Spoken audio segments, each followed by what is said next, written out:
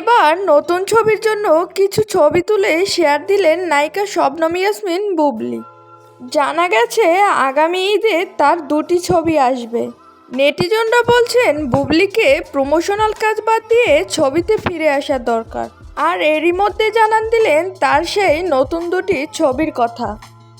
তবে এই পোশাকে বুবলিকে দেখতে খুবই সুন্দর লাগছিল। বুবলির এই ছবি আপলোড দেওয়ার সাথে সাথেই নেটিজনরা তাকে খুবই প্রশংসা করছেন। এবার নতুন একটি ইন্টারভিউতে গিয়ে অপু বিশ্বাসের কথা মনে পড়তেই কেঁদে দিলেন বারিশা হক।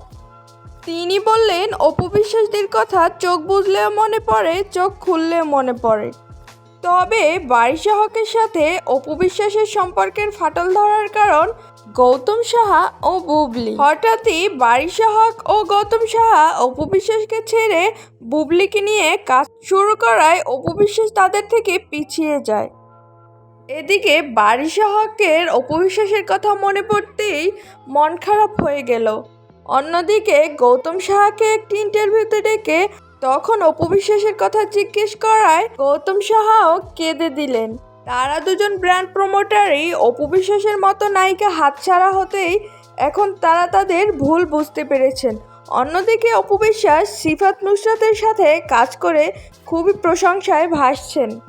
নেটিজনরা বলছেন বারিশা হক ও গৌতম সাহা যখন অপু বিশ্বাসকে সাজাতো তখন তাকে নাকি ইচ্ছে করেই খারাপভাবে সাজিয়ে দিত, কিন্তু এখন সিফাত নুসরাত যখন অপু বিশ্বাসকে সাজায় তখন অপু বিশ্বাসকে খুবই সুন্দর লাগে। আর এসব দেখেই হয়তো বারিশা হক এখন আফসোস করছে অপু বিশ্বাসের জন্য। সে হয়তো মনে মনে ভাবছে কি রেখে কি হারিয়ে ফেললো তিনি। তবে অপু বিশ্বাস ও বারিশা হকের সম্পর্কের ফাটল কারণ হিসেবে সামনে আসলো বুবলি। বুবলিকে সবাই এখন দোষ দিচ্ছেন। বুবলির কারণে অপু বিশ্বাস ও বারিশা হকের সাথে সম্পর্ক খারাপ হয়েছে। এবার দীর্ঘদিন পর চিত্রনায়ক ফেরদৌসের দেখা। এই প্রথম আমরা নিউ ইয়র্কে একসাথে, আজকের এটা একটা অসাধারণ অনুভূতি।